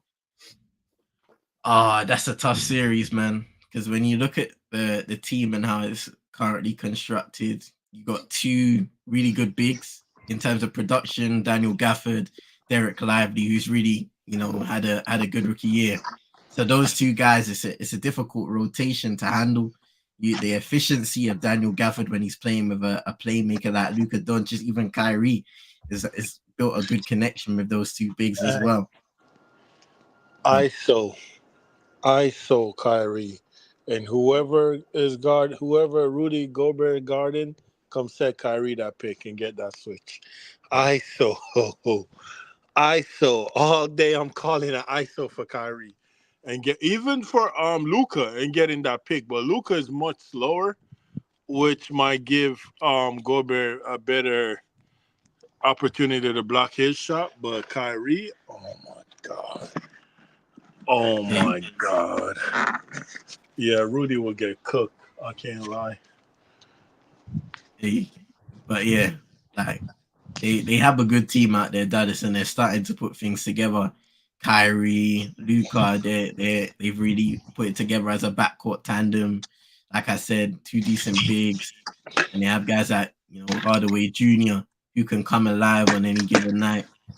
a few other contributors on the court. So it's interesting to see what they can do in the playoffs because they've got a really dangerous team in terms of scorers in the backcourt, and they have a bit of defensive stability now with those two bigs that you can run with certain guys who are, say Luka's off the court or Kyrie's off the court. You always have a serviceable big in the lineup. And I think that's a very important thing that the Mavs have been missing. When we spoke about OKC and potential, like their rebounding, not being able to secure the rebound and stuff like that, especially on offensive end, defensive end, that may give you problems. Being able to guard guys, I think we have pretty decent perimeter defenders as a team. We play decent team defense, but when you go up against guys like Kyrie, Luka Doncic, you're gonna have to constantly come up with different assignments on any given night in every single game to try and shut them down and hope the other guys are knocking down their shots too. So it's a different assignment when you go up against a backcourt that's so elite in terms of scoring, creating their own shot, and also creating looks for others. Yeah, that would be a really good series to watch, like fascinating, like because I want to see how, because the Thunder have really done well in clutch time this year. So they're used to really handling that situation. We've seen it on numerous occasions this season. Now with the game slowing down from pretty much the off, it's a lot more tactical. The moves are methodical. How can this Thunder team handle, like you said, the Luka Doncic, Kyrie Irving tandem, with all of the pieces that they've got around them, and the fact that those two guys also have the ability of winning games by themselves, it'll be interesting to see how that series goes. I think we've touched a lot on the Clippers and the Pelicans, to be fair. We spoke about them even last week's show, so we'll leave that there. All I know is that series, if it stays locked in as it is, would be a very interesting series to watch. With a healthy Zion Williamson back, a Brandon Ingram, CJ McCollum. It's not, and you look at likes of Herb Jones and Trey Murphy, they've really stepped up themselves. Jose Alvarado off the bet, there's some pieces there. Squad is deep. To go against this Clippers side, I think they will relish that challenge, to be honest with you. Shout out to Willie Green, man. Yeah, Willie Green has been, he's definitely turned that around. And I'm glad to see it. I'm definitely glad to see it. He's definitely been one of the coaches that's improved a lot this year. I'll say JB Bickerstaff over in the Cavs as well. He looked like he was about to be fired earlier on in the season. And we're going to move over to the East now. But he looked like he's about to be fired. And shout out to him because he's done really well. Jamal Mosley for the Magic as well, done a really good job getting his team into the position that they are in the East as well. But let's get into the Eastern Conference right now. We got to start off with the play-in and where it's kind of trending right now. Chino, you still think that the Heat can make it directly into the playoffs and not have to go through that play-in again this year? What's your thoughts on a potential play-in game against the Sixers, bro? Oh no, Chino's. I don't think he's there. It don't matter. We'll beat them. I'm here. I was here. I've been here. I just muted because I'm doing stuff. We'll beat them, but I don't know, bro. Honestly, right now, this next 2 weeks, playing or going to a playoff spot, I just want to get healthy this next 2 weeks. That's all I'm worried about. I just want bitch ass Tyler Hero to come back. So what's the status? What's the status? Give us the round. It's no status, bro. Shams reported it yesterday. There's no Tyler Hero, you don't know. There's no timetable, bro. So he hurt his knee in that game versus the Pelicans. When Jimmy got ejected and all that happened. Yeah. He had hurt his knee in that game. Right? But he's not out because of his knee. He's out because of his foot, apparently. So apparently when he hurt his ankle versus the Grizzlies, remember that game he hurt his ankles versus the Grizzlies? He didn't let his foot heal properly. He rushed himself back. So now the foot, they're having pain in the foot and they don't know from where. And they're saying there's no timetable. What no timetable tell me is Honestly, I just want Duncan and Kevin Love back. That's who I want back. I don't really care about Tyler Hero. But what no timetable tell me is this pain ain't going away. Don't depend on him because by time this season, depending on where we land in the playoff, in the play-in, we're gonna shut him down and just do a surgery and get him ready for training camp. That's what this is telling me because um they don't know what the issue is, but there was videos today of him on the court playing with the team. They said 2 weeks ago he got a shot in the foot. They gave him an injection in the foot. Um, maybe it's one of the cortisone shots. So maybe the foot is gonna need surgery after the season. Those shots only last you 6 months. They gave him a shot 2 weeks ago. He had to wait 2 weeks before he can do any weight workout on it. Well, any hard workout on it, I guess. This week hit that mark, so they put out video. Usually, when a guy in Miami's injured, you don't see any video of him until he's close to returning. We saw a video of him today, but he's not playing tomorrow. So maybe sometimes next week we'll see. But I don't know, bro. I don't know. We're not healthy. Um, we just need to get healthy. We need one shooter, bro. We need one shooter, either him or, bro. We literally have none of our shooter, bro. Our three best shooters are out: Kevin Love, Duncan, and Tyler. So, but the playing, I don't think we're gonna be in the playing. The Pacers, they've been winning, but look at the loss. We have the same amount of loss. What they're what, 41 or 40? Where are they in the wins? 41. They're up on you 2 games. 41. Okay, but same amount of loss. So if we win our next 2 games and they lose one, even if we win one game and they lose one, it'll probably drop them down below us. I got a question for you though. Potential round 1 matchup here. Who would you rather, the Bucks or the Celtics? It doesn't matter. Don't say it doesn't matter. It doesn't. The Celtics is gonna be a 7-game series. The Bucks, I think we beat them in 5, maybe 6. Maybe 6, depending on what happened in one game or so. But yeah, maybe. But you're talking like, look, you are talking I'm right not now. talking like, bro. I'm not being cocky or anything. My team You have are not hating been, from bro, outside of the club right now. Rolling. My team have not been healthy, bro. It's no excuses. Like I said, if right now a potential matchup, I don't want to see nobody. But my team get healthy in the next 2 weeks, I don't care who it is. That's the point I'm making, bro. Like you're laughing. Like it's not even on like, oh. It's not even on none of that shit, bro. It's literally we're not healthy. That's what. So Miami, right? Miami have the third most used lineups in the league, right? And you know who the other 2 teams are? No, you know who the other 2 teams are? The Grizzlies. And look where the Grizzlies are.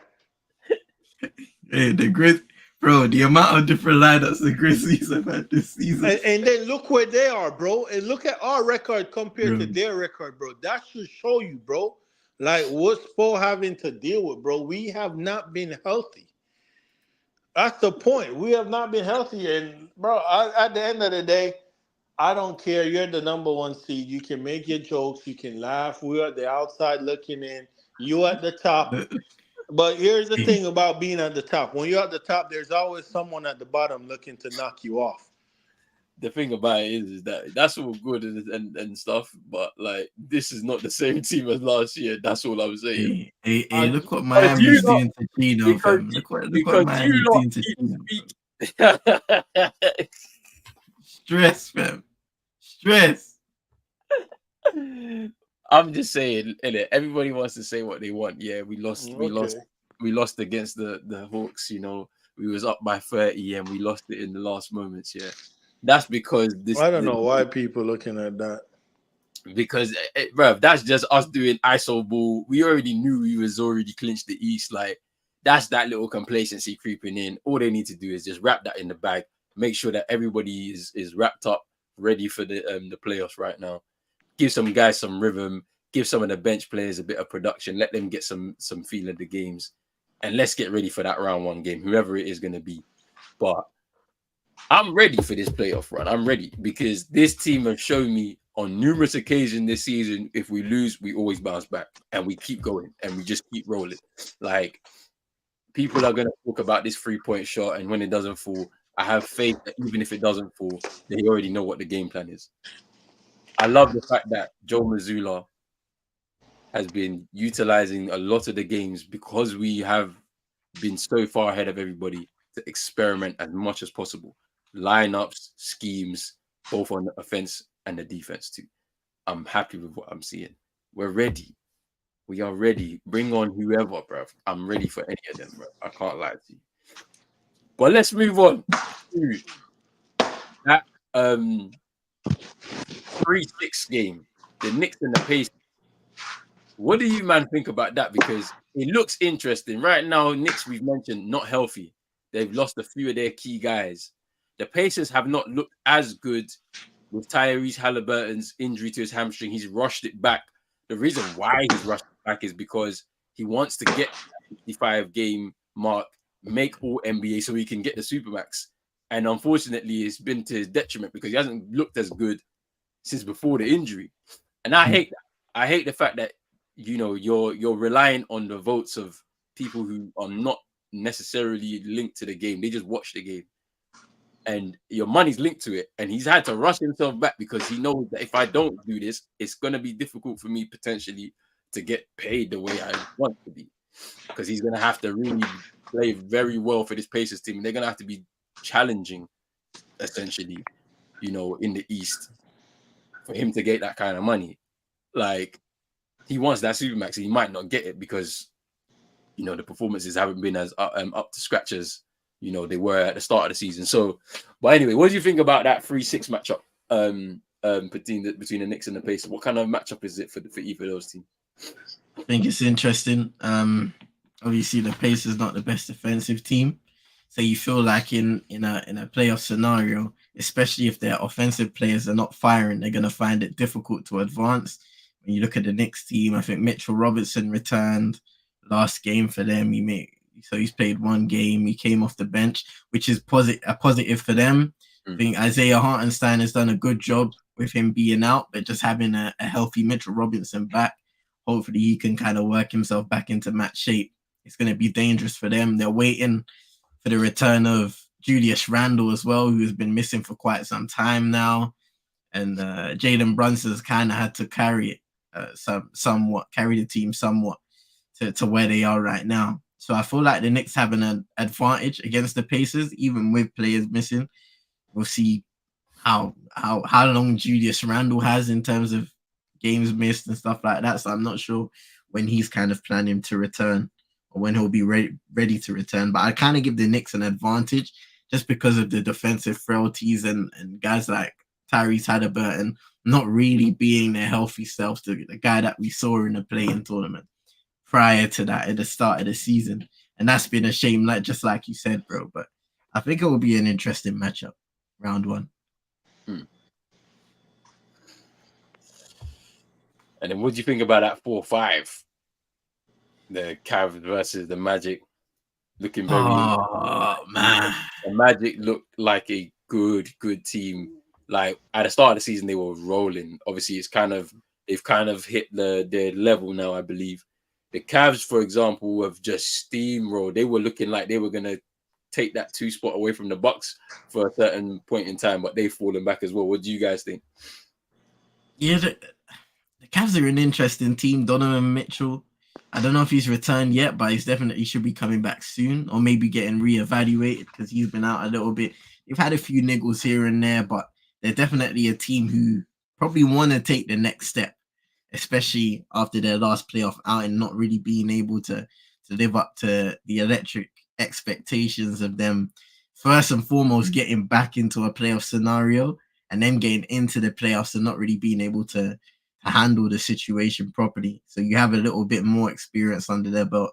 and they put together a decent season. For Orlando, it's kind of the first rodeo for them, getting into this scenario where they're a winning team led by Paolo Banchero, who's having a great season, sophomore season now, leading this team. And then you have guys like Franz Wagner, developing as a player, just a very promising team who have a long way to go in terms of development, but can also cause a lot of problems for this Cavs team. Because I feel like they're both in a kind of similar but different position, where the Cavs, they're trying to prove themselves. The Magic will want to try and prove themselves against a Cavs team who they may have some confidence in getting past, just because Cleveland haven't proved themselves in a playoff position, even with guys like Donovan Mitchell, even though I don't think he's fully hit the ground running in a Cavs uniform, much like we've seen in Utah, especially in a playoff scenario. Yeah. Roland, fuck you. And the Boston Celtics suck. I promise you, we're gonna beat you guys. I'm telling you, round one, man. Make sure you win your playing game, though. And anyway, right now, yeah, you'd have to lose that first game against the Sixers, then beat the winner of the fourth and the Bulls to play us in round one. Like, we're not gonna be in the play. I'm ready, though. I'm ready, man. You're a playing team, though. I'm ready. Bro. Who do we play tomorrow? Oh, the Trailblazers. Okay, so that's 40 wins. Who's our next game after that? I said 40 wins. You're not seeing Delano Banton right now. Cooking, man. 30 points in his last game. Yeah, man. He'll cook you as well, bro. Okay, so the Trailblazers and the Wizards. So Trailblazers 40 win, Wizards 41, then the Knicks. That's gonna be tough. Good game. So it should be at 42 wins by the end of Tuesday. Okay. That sounds good. Don't worry, we got you, man. Like, first round, man. Bring it on, man. I'm ready, man. I'm ready. I need my revenge, man. You man be talking too much smack this year, bro. I've got an interesting kind of thing to bring up here. It came out in the last couple of days, and it's regarding the Timberwolves and the Minnesota Lynx ownership. Yeah. I don't know if you guys have been kind of paying attention to this whole process, but I think Woj and Shams tweeted out the other day that all of a sudden, their current owner, Glenn Taylor, said that the sale was off. Originally, it was two guys, Mark Law and Alex Rodriguez, who were kind of working their way into becoming the new owners of the Timberwolves and the Minnesota Lynx.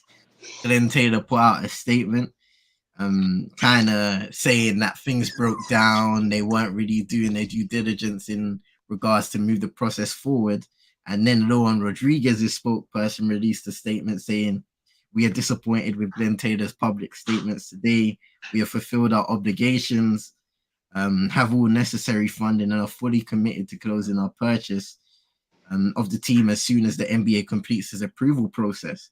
Glenn Taylor's statement is an unfortunate case of seller's remorse that is short-sighted and disruptive to the team and the fans during a historic winning season."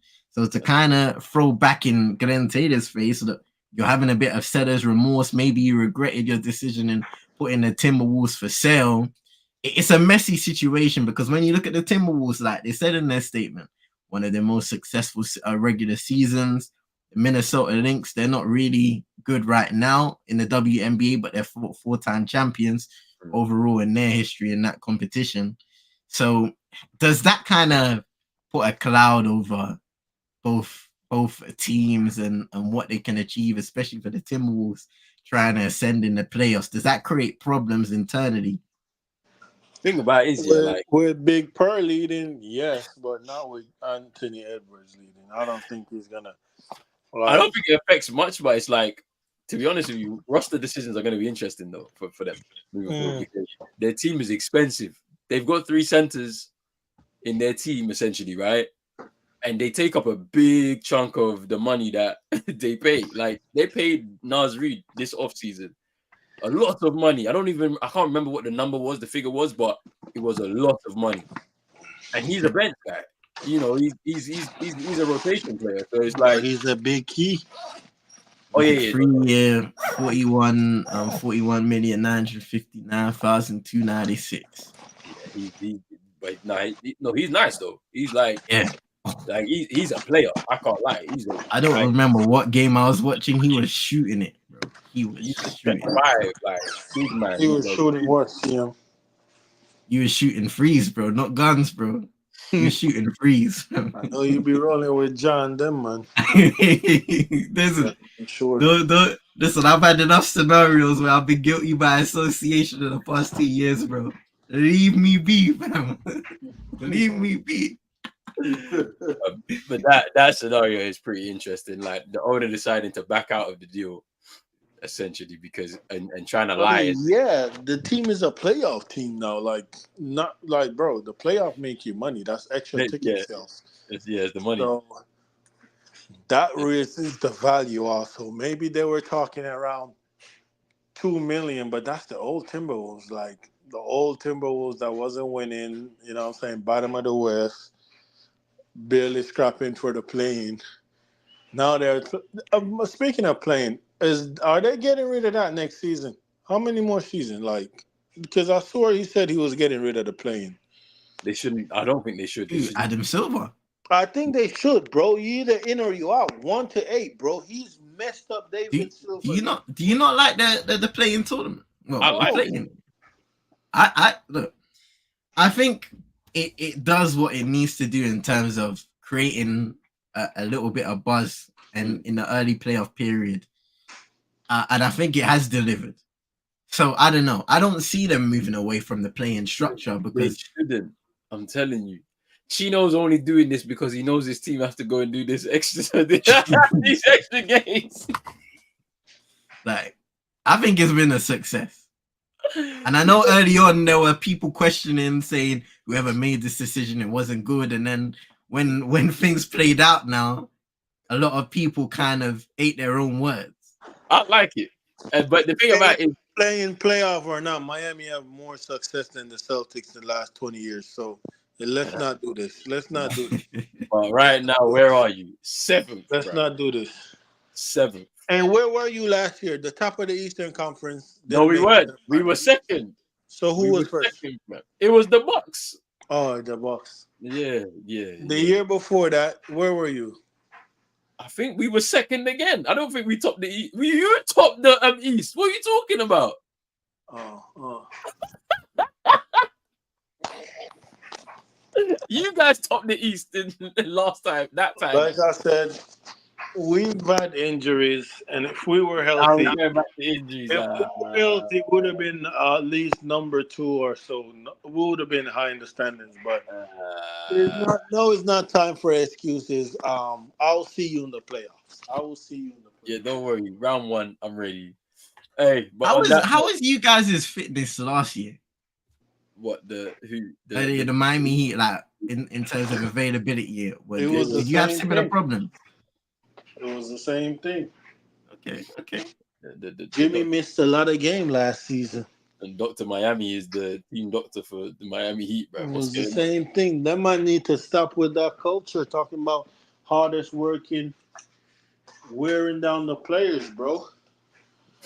Nah. All this hard working is just wearing down the players, bro. Nah, it's that bad karma, bro. You might be fouling, doing all these little dirty plays, bro. It's the bad karma coming back to your team, bro. Now injuries is happening, bro. The Haitians are doing the voodoo down in Miami, fam. They're ready for you, man. What you talking about? Let's wrap this up. Let's wrap this up. Hey, big up to everybody that's been watching from the beginning, man. Appreciate your support so much.